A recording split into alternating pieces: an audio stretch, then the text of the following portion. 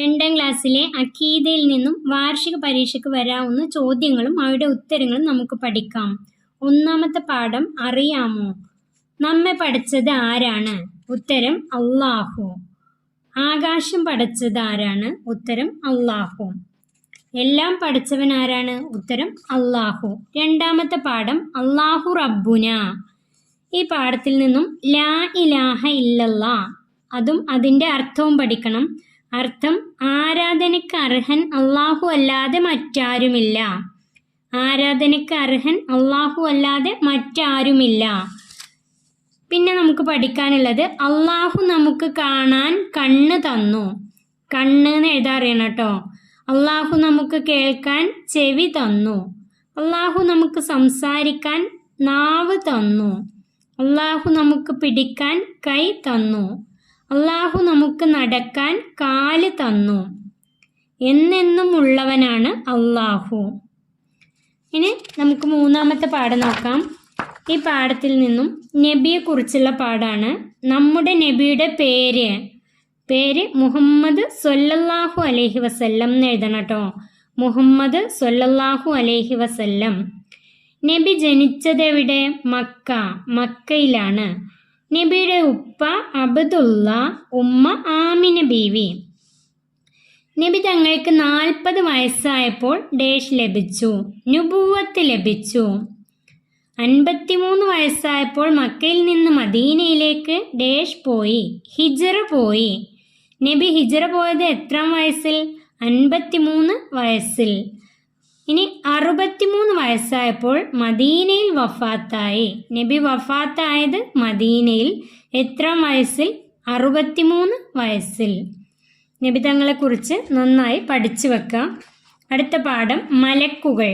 4ാമത്തെ പാഠം മലക്കുകളാണ്. ഈ 4 മലക്കുകളുടെ പേര് എഴുതി തന്നെ പഠിക്കുക. ജിബ്രീൽ അലൈഹിസ്സലാം, മീകായിൽ അലൈഹിസ്സലാം, ഇസ്രാഫീൽ അലൈഹിസ്സലാം, അസ്റായിൽ അലൈഹിസ്സലാം. പ്രകാശത്താൽ അള്ളാഹു പടച്ച പ്രത്യേക സൃഷ്ടികളാണ് മലക്കുകൾ. അത് എഴുതാൻ പഠിക്കാട്ടോ. പ്രകാശത്താൽ അള്ളാഹു പടച്ച പ്രത്യേക സൃഷ്ടികളാണ് മലക്കുകൾ. മലക്കുകളെ അള്ളാഹു പടച്ചത് എന്തിനാൽ? പ്രകാശത്താൽ. അതുപോലെ മനുഷ്യനെ അള്ളാഹു പടച്ചത് എന്തുകൊണ്ട്? ഉത്തരം മണ്ണിനാൽ. മണ്ണുകൊണ്ടാണ് മനുഷ്യരെ അള്ളാഹു പടച്ചത്. മലക്കുകൾ എപ്പോഴും അള്ളാഹുവിന് വഴിപ്പെടുന്നവരാണ്. ഇത് പൂരിപ്പിക്കാനൊക്കെ വരാറുണ്ട്. മലക്കുകൾ എപ്പോഴും അള്ളാഹുവിന് വഴിപ്പെടുന്നവരാണ്. അതുപോലെ മലക്കുകൾക്ക് ഭക്ഷണമോ വെള്ളമോ വേണ്ട. മലക്കുകളുടെ എണ്ണം എത്ര? അത് അള്ളാഹുവിന് മാത്രമേ അറിയുകയുള്ളൂ. മലക്കുകളുടെ എണ്ണം അള്ളാഹുവിന് മാത്രമേ അറിയുകയുള്ളൂ. മനുഷ്യരെ അള്ളാഹു സൃഷ്ടിച്ചത് മണ്ണുകൊണ്ടാണ്. മലക്കുകളെ അള്ളാഹു സൃഷ്ടിച്ചത് പ്രകാശം കൊണ്ടാണ്. അടുത്തത് കിതാബുകൾ. അള്ളാഹുവിൻ്റെ കിതാബുകൾ. 4 കിതാബുകളും 100 ഏടുകളുമാണ് അള്ളാഹു ഇറക്കിയത്. 4 കിതാബുകളും 100 ഏടുകളും. കിതാബുകളും ഏടുകളും ഇറക്കിയ നബിമാരും പഠിച്ചു വെക്കാം. മൂസ നബി അലൈഹിസ്സലാമിന് തൗറാത്ത്, ദാവൂദ് അലൈഹിസ്സലാമിന് സബൂർ, ഈസ അലൈഹിസ്സലാം ഇഞ്ചീൽ, മുഹമ്മദ് സല്ലല്ലാഹു അലൈഹി വസല്ലമക്ക് ഖുർആൻ. ഏടുകൾ. ആദം അലൈഹിസ്സലാമിന് 10 ഏടുകളും ഇദ്രീസ് അലൈഹിസ്സലാമിന് 30 ഏടുകളും ഷീസ് അലൈഹിസ്സലാമിന് 50 ഏടുകളും ഇബ്രാഹിം അലൈഹിസ്സലാമിന് 10 ഏടുകളുമാണ് അള്ളാഹു ഇറക്കിയത്.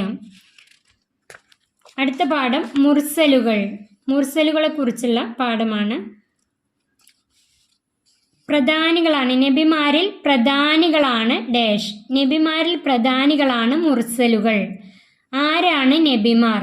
ജനങ്ങളെ സന്മാർഗത്തിലേക്ക് ക്ഷണിക്കാനായി അള്ളാഹു നിയോഗിച്ച പ്രത്യേക മനുഷ്യരാണ് നബിമാർ. ജനങ്ങളെ സന്മാർഗത്തിലേക്ക് ക്ഷണിക്കാനായി അള്ളാഹു നിയോഗിച്ച പ്രത്യേക മനുഷ്യരാണ് നബിമാർ. അത് പഠിച്ചു വെക്കാം. അവരിൽ പ്രധാനികളാണ് മുർസലുകൾ. അവർ ഒരു തെറ്റും ചെയ്യുകയില്ല, സത്യം മാത്രമേ പറയൂ. ഇതൊക്കെ ഒന്ന് വായിച്ചു നോക്കട്ടോ. ആദ്യത്തെ റസൂൽ ആരാണ്? ആദം അലൈഹിസ്സലാം. ആദ്യത്തെ റസൂൽ ആദം നബി അലൈഹിസ്സലാം. അവസാനത്തെ റസൂൽ നമ്മുടെ നബി മുഹമ്മദ് സല്ലല്ലാഹു അലൈഹി വസല്ലം. നമ്മുടെ നബിയുടെ പേര് കേൾക്കുമ്പോൾ നാം എന്തു ചൊല്ലണം? സല്ലല്ലാഹു അലൈഹി വസല്ലം എന്ന് പറയണം. മറ്റു നബിമാരുടെ പേര് കേൾക്കുമ്പോൾ അലൈഹിസ്സലാം എന്നും പറയണം. അത് പഠിച്ചു വെക്കാം.